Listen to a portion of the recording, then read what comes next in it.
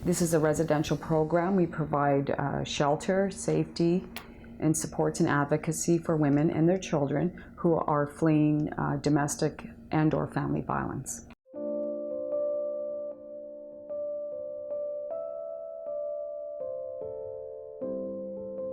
So what we do through this 12-week program is we have certain topics that we provide every week to the women that goes back to the colonial-based policies that the government has implemented in Canada.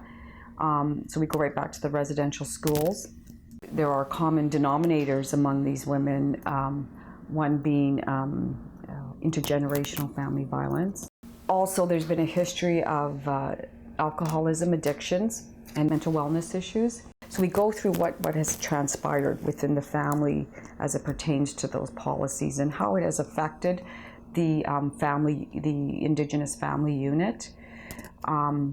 We've also seen another common denominator is now currently involvement with the child welfare system.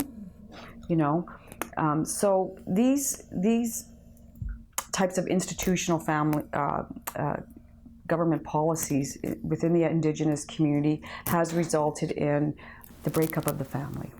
We don't deliver the program based on victimization. It's based on a resiliency approach, survivor and resiliency and hope.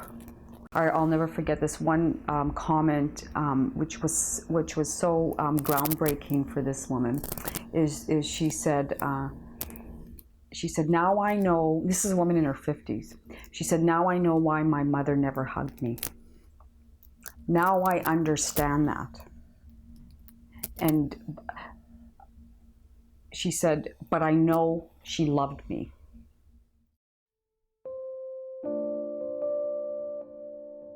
The program is based on the 7 sacred teachings. So every week they go through each one of those components. It would be part of their topics, and they go through what that means to what that means within yourself, to live a good life, right? Mino bimadzwin, living a good life. That's what that means in Ojibwe.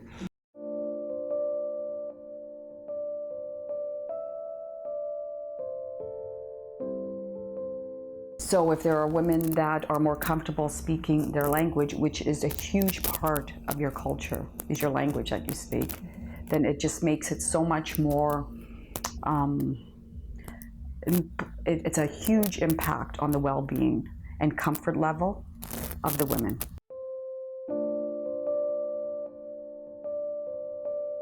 In Manitoba, we have not received a funding increase, an operational funding increase in 11 years.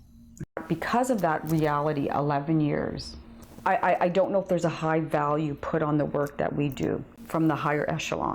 They have to see the value of the work we do and what it means to the families in the community and to the well-being and safety of, and liberty of children and women. It's their right, and it is a right.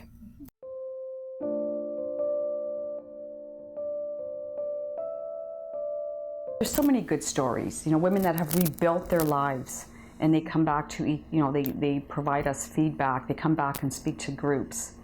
And they come in beaten in all aspects of their life, physically, spiritually, mentally, emotionally. And they've achieved empowerment, and they've moved on with their children, and they're starting a new life. One lady right now, I ran into her a couple weeks ago.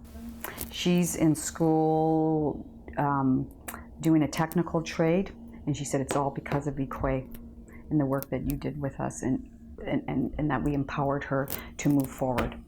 So that to me speaks volumes.